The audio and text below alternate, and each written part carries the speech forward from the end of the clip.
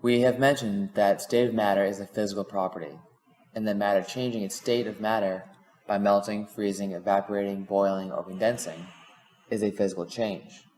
However, we have to go over the states of matter, what makes one state different than another, and how matter can change from one state to another in more detail. There are three main states of matter: solid, liquid, and gas.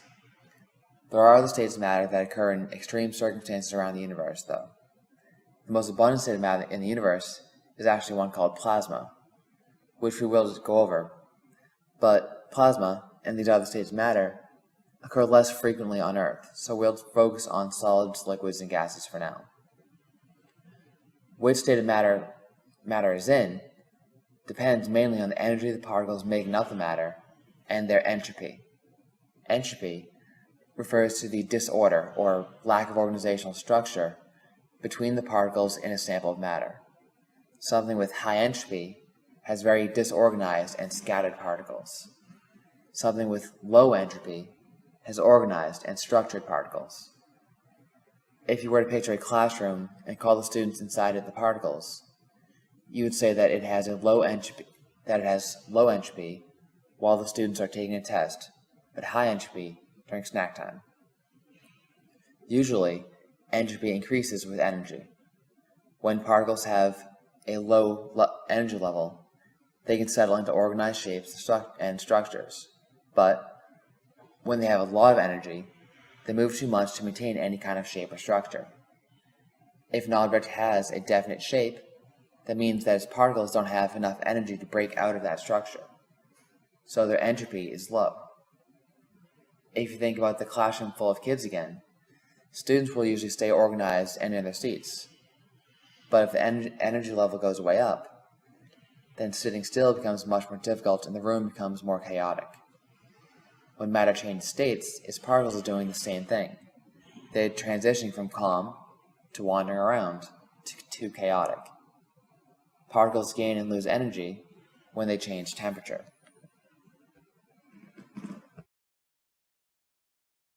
The state of matter with the calmest particles is solid.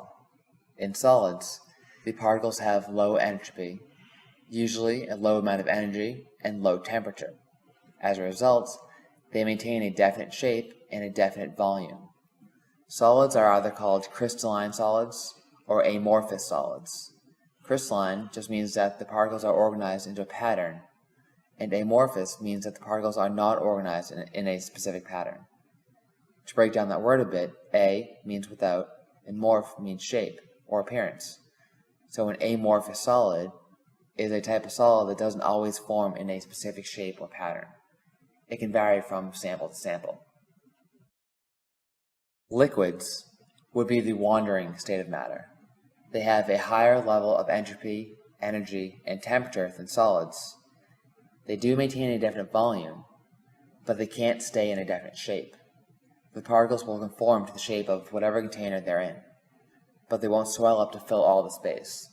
They'll stay at the bottom of the container. Liquids and gases are both called fluids, which basically means that they can flow. Not all fluids flow equally, though. The particles of some fluids cling to each other and their surroundings more than others, which make them tend to resist flowing. How much a fluid resists flowing is called its viscosity. A highly viscous fluid will seem really thick and flow really slowly, like molasses, hot fudge, or thick maple syrup. A low viscosity fluid, like water, will flow easily. Viscosity is just a physical property of fluid matter. Gases are the chaotic state of matter. In this state, particles have so much energy and such a high temperature that their entropy gets too high to maintain any kind of organization. Like liquids, particles and gases move too much to maintain any kind of shape. But here, they move so much that they can't maintain a stable volume either. A gas will expand to fill any available space. If you light a match, you can smell it burning right away, but eventually the smell goes away.